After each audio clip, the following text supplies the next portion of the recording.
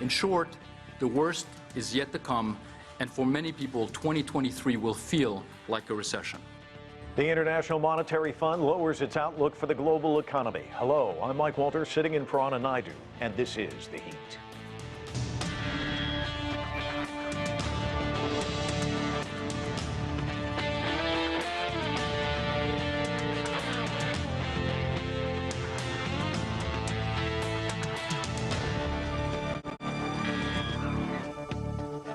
For many of us, the impact of rising prices is all too real. We see it every day at the gas pump or when we're buying food. Here in the United States, prices are rising faster than expected. The Consumer Price Index rose 8.2% through September. That's a 40-year high.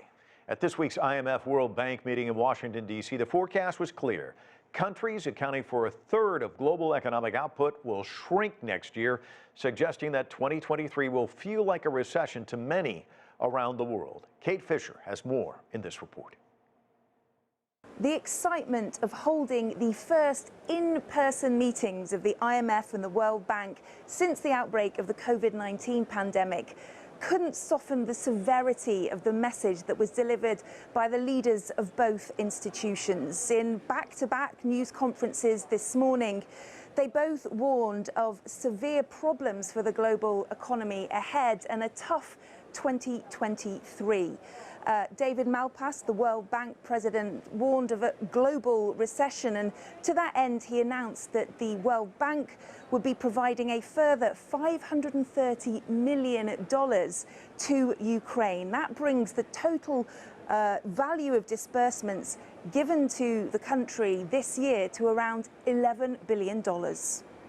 That is enabled by a guarantee from the UK government and also by assistance from Denmark. So many countries are participating in the channeling of resources to Ukraine. Meanwhile, IMF chief Kristalina Georgieva called on the world's biggest economy to control inflation in order to protect less wealthy countries. Think of the scenario in which inflation in the United States doesn't get under control for a long period of time. Bad for the US, but it also has spillover impacts for the rest of the world. We cannot possibly allow inflation to become a runaway train. Bad for growth and bad for people. Bad especially for poor people. Her comments come just as the US Labor Department releases data to show that the core consumer price index rose to 6.6% in September, and that is a 40-year high. And she called on central banks to control inflation despite the negative impact it has on growth. And she urged all countries of the world to work together on this, both her and David Malpass, president of the World Bank, saying that slowing growth, rising interest rates, climate risks, high food and energy prices, all of those are really hitting developing countries hard, and that the rest of the world needs to make a concerted effort to help those emerging economies. Kate Fisher, CGTN, Washington. So there is a lot to talk about. Let's get right to our panel. Saurabh Gupta is a resident senior fellow at the Institute for China-America Studies. Jim Moore is the founder and CEO of the Washington Institute for Business, Government, and Society. Also with us is Nicholas Economides. He's an economics professor at New York University's Stern School of Business, and Einar Tangen is a senior fellow at the Taihe Institute in Beijing. Einar, why don't I start with you? It's a rather bleak forecast, as you just heard. No sugarcoating this. They're talking about a lot of economic headwinds. The number that they're putting out there, 2.7% growth for the global economy next year. That's down from July, where it was much closer to 3%. Let's listen to what the IMF chief economist had to say about things. The global economy continues to face steep challenges shaped by three powerful forces: the Russian invasion of Ukraine, the cost of living crisis caused by persistent and broadening inflation pressures, and the slowdown in China. The 2023 slowdown will be broad-based, with countries accounting for a third of the global economy expected to contract this year or next. The three largest economies, the United States, China, and the euro area, will continue to stall. In short, the worst is yet to come, And for many people, 2023 will feel like a recession. So Heinrich's talking about those three major economies, the United States, Europe, China, all stalling. But it does look as though China may be positioned to actually emerge in pretty good shape. How do you see the economic challenges there in Beijing as you sit there in Beijing? Well, I think it's a false equivalency to put China in the same boat as Europe and the United States. Quite frankly, the United States is in a position where, a number of missteps, everything from the pandemic to the very large and unfocused stimulus packages, plus now adding fuel to the fire, these very steep increases in the Fed rate. That is completely different from where China is. China's at 2.5% inflation. The U.S. is at 8.2. Europe is really having a great difficulty because of the situation in Ukraine. But this has been coming for a long time.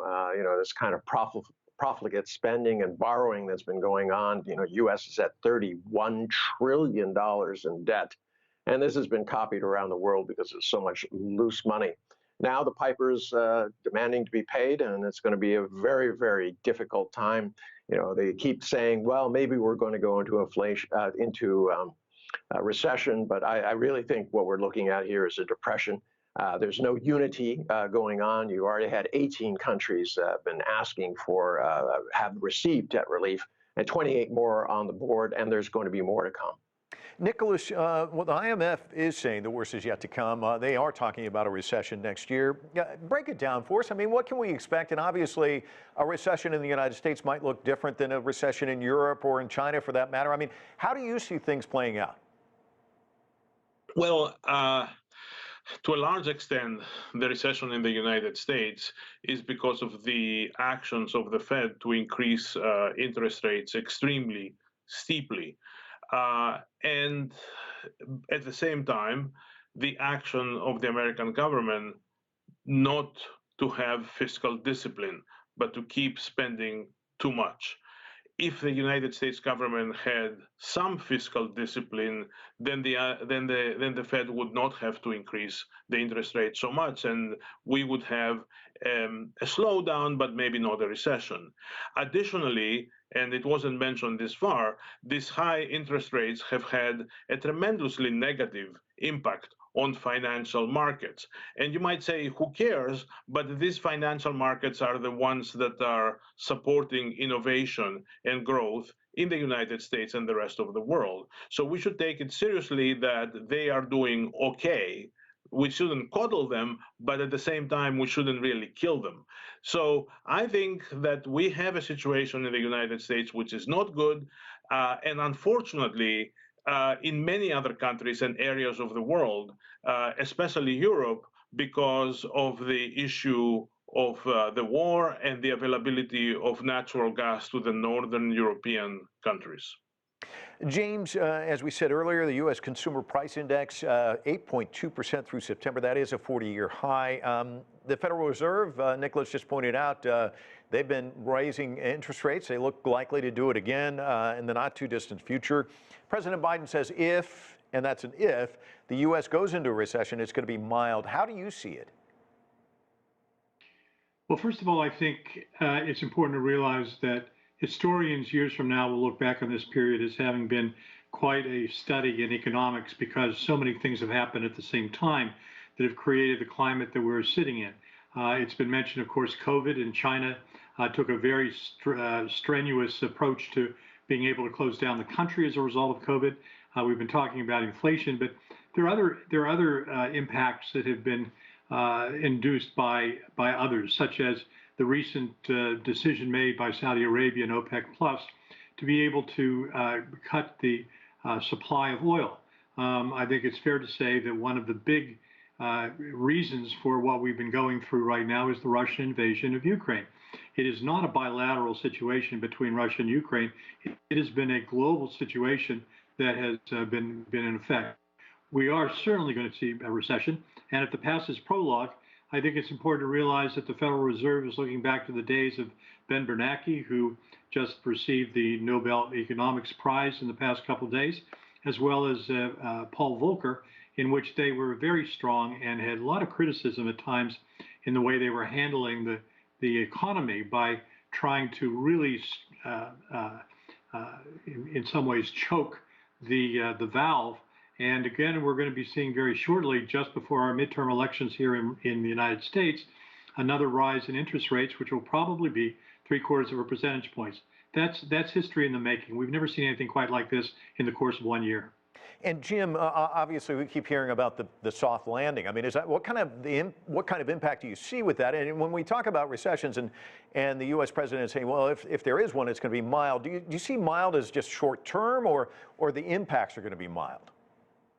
I think it's awfully difficult to tell. This has been an unusual economy in as much as not only have we had some of these telltale signs, but we've also had such a strong employment market. And we have, despite the inflation, we've seen people buying, consumer buying has been very strong. And so we're going through this somewhat anomalous economic period. And so to talk about soft landings, hard landings, I think it's anybody's guess, but it's clear that we are heading into a recession. And the question obviously is how deep and how long. And Saurabh, there are a number of factors contributing to all of this. We've kind of touched on some of them. Of course, the pandemic, chronic inflation, the situation in Ukraine. One of the largest economies and obviously a vital part of the global economy is China. How do you see China as far as being positioned during this rough patch? You know, China is unique in context of the global recession that's coming. Many of the developed advanced economies and many of the developing economies are in the same boat in a way, in a sense that when the interest rates go up and if there's financial instability in advanced economies or in the developing countries because capital flees, they are going to have a difficult time. That's not the case with China. China is very particular and unique to the situation that China's lack of growth or that the primary problem China is facing right now has to do with a lack of consumption in the economy, and that lack of consumption in the economy has to do with the COVID protocols as yet. And so, yes, there's also the issue of the property market cratering, and so that is adding a heap of problems to the economy. But for China, it is about figuring out how to exit COVID, and that doesn't mean it has to happen fast, happen soon, but a pathway to exit COVID which can stimulate domestic consumption, which will again jumpstart the economy. Of course, China is dependent on the international economy to export also, but exports have not been such a major factor over the past decade in terms of driving China's growth. And that's an area the Chinese leaders want to move away from and make it more domestic consumption-led. But till those COVID protocols remain in place, it's just going to be hard for consumers to feel confident to travel, to spend, and do that. And that's why China's situation is somewhat different from the rest of the world as we stare at this global recession. So, Einar, I want to get your thoughts on the zero COVID policy and how that factors into the economy. Do you see it sort of the same way as Saurabh does? No, I don't. I mean, Saurabh is entitled to his opinion, but quite frankly, he's not factoring in the economic effects of long COVID. I mean, right now, 3% of the people who, quote, recover from COVID-19 are having this long COVID. That represents 3 times the mortality rate. You're moving people, in some cases, they're not able to work or they have diminished work capacity. You're moving them from the plus side of the column in terms of productivity to the negative side. So this idea that everyone should just pretend that COVID has gone away is silly. China has to weigh what it would cost the economy to go forward with such an opening up, because it's quite clear, especially given the fact that they did not pursue vaccines as aggressively as they might have, that they need to protect not only the economy, but the people. And this is one of the main differences. People keep saying, well, China's peculiar. Well, China takes a slightly different view. They look at it in terms of people-oriented policies as opposed to economic ones. And that has always been a bone of contention between East and West. Would you put the people first or the economy? In the West, they think if you put the economy first, it'll all trickle down to people. In China, they don't see it that way. You know, Einar, I want to talk to you about some of the issues that are leading to this inflationary cycle. I mean, you look at plants, and this is over a period of time. We see these plants that are shut down because people have to stay at home because of COVID and that sort of thing. So production is halted. And then we saw the supply chain issues with shipping and all of that. And then there's this real excess demand out there. And you add all of that together, you've got this cauldron. But one of the things that you don't hear a lot of, although I did hear an economist talking about this recently, is you can actually address excess demand by tariff reductions. That boosts competition, reduces inflationary pressure, and yet you don't see the Biden administration looking at tariffs as perhaps a safety valve, the tariffs that Trump imposed. Does that surprise you? Well, it does. I mean, it was low-hanging fruit. It was something that Biden could have done on the first day in office and say that I'm going to put the consumers first. And this hasn't worked, and the trade deficits have been going up. So obviously, we need to go in a different direction. But he hasn't, and now he's kind of trapped in this desire to confront China, to see it as an adversary, and taking away these tariffs would just be seen as weak by the Republicans, who would jump all over it as an election issue. So unfortunately, in the United States, everything is about the midterms right now. One of the reasons he keeps saying, well, if there's going to be a recession, maybe it'll be mild or something like that. These are all hopes and dreams, not realities. We can see the realities at the IMF and the World Bank.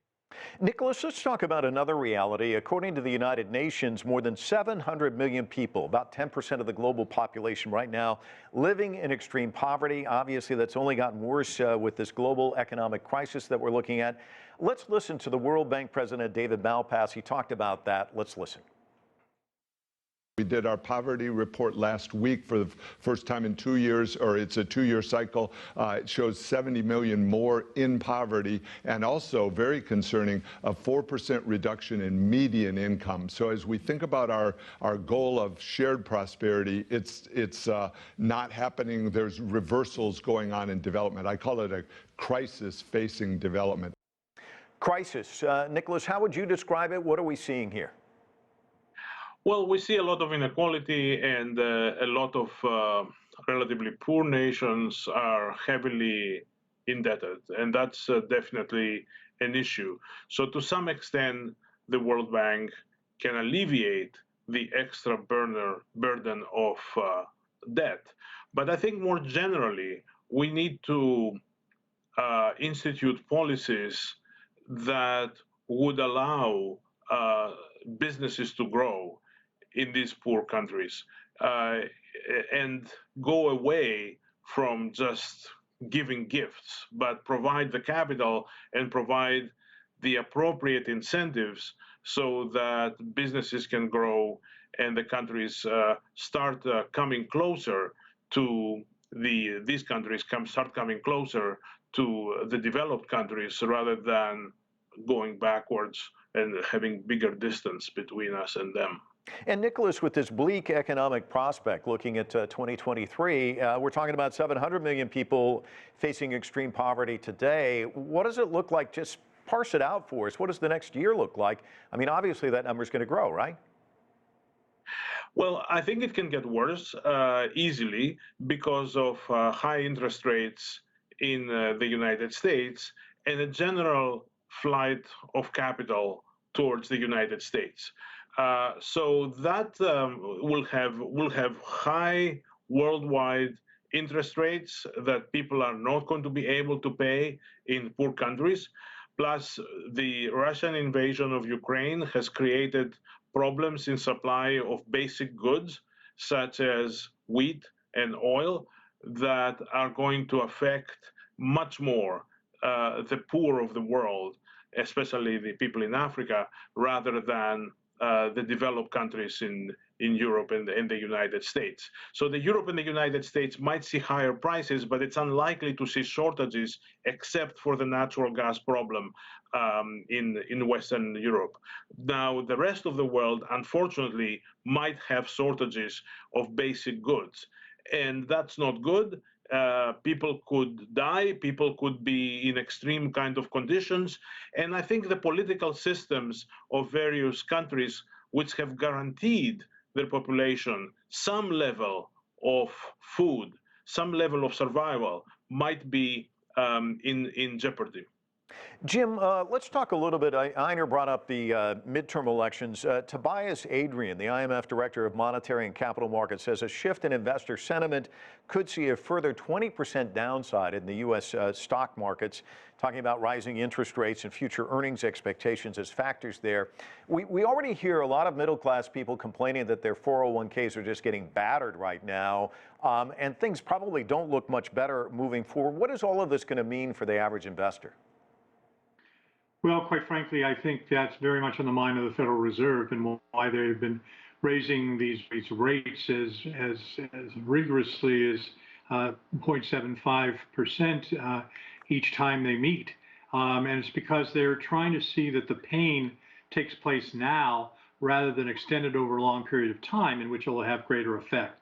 But there's no question that the way that the Federal Reserve in Washington reacts and responds to what we're going through right now has an impact around the world. And just talking a minute ago, you were talking about the developed and the less developed. Well, there's always going to be a problem between the North and the South in the globe in being able to really try to somehow bring up the less developed. That's why we have the kind of immigration problems that we've had, and the United States is having to grapple with that.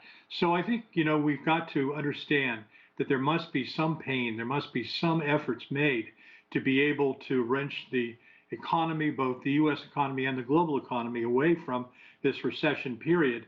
And to do so, you've got to come up with some draconian methods.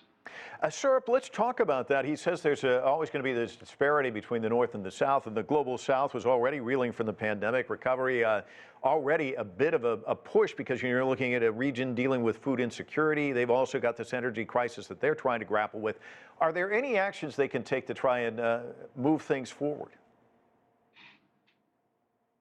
Well, they'll have to take their interest rates up also if the Federal Reserve, which is almost certainly going to take the interest rates up, their currencies are going to weaken. There is going to be an outflow of capital. What they need to do is work with multilateral institutions and with aid donors to ensure that vulnerable groups in their countries can be protected.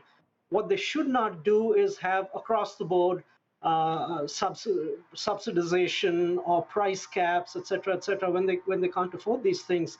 The idea is to continue to make investments in human capital, investments in digitalization, investments in the green transition, and support vulnerable groups at this time.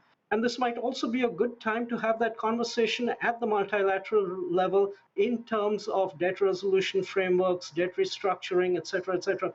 That conversation has been going on the last 15 years. There's been great progress in terms of debt restructuring at places like the IMF.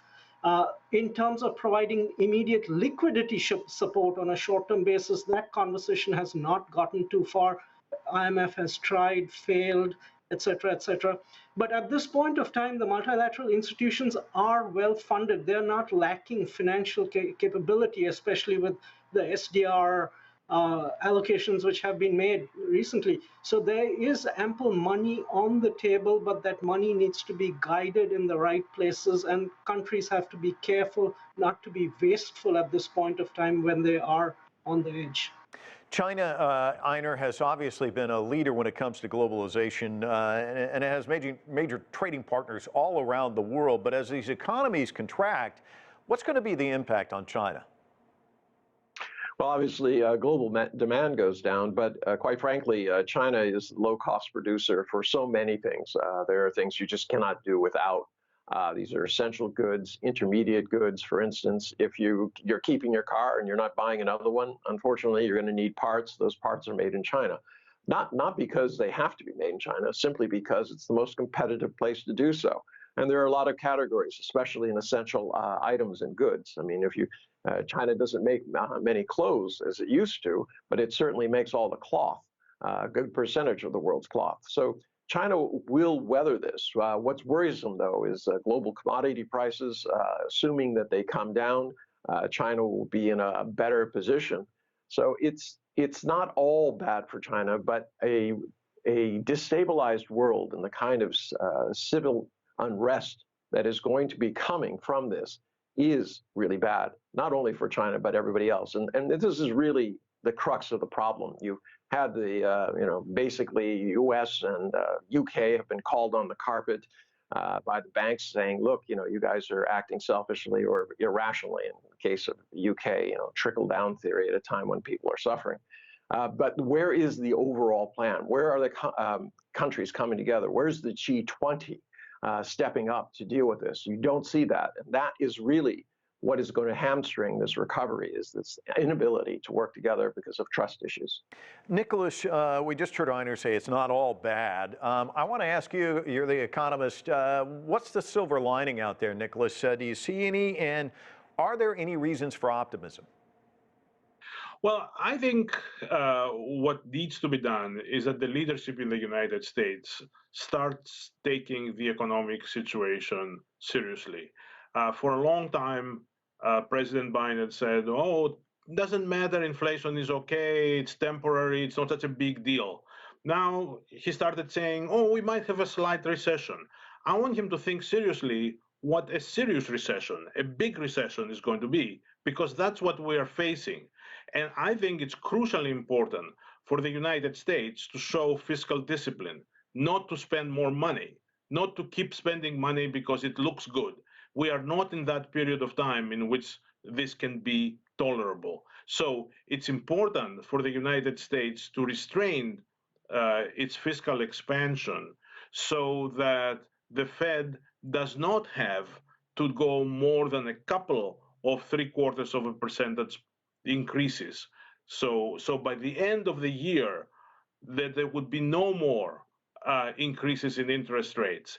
Then everybody's going to have a sigh of relief because the light is going to be at the end of the tunnel. There will be an idea and a perception, at least, that we are going to go over the bad 2022 and maybe 2023 is going to be better. I know that sounds very optimistic, and it depends crucially on factors we don't control, right, like what the US government is going to do. But I think that this is going to be a strategy that is a win-win strategy for the Biden administration. Well, we need to see some optimism, I believe. I want to thank all of you for joining us. Really appreciate it. A great discussion. Thanks so much for being here. And that's it for this edition of The Heat. I'm Mike Walter, Washington, D.C. Thanks so much for watching.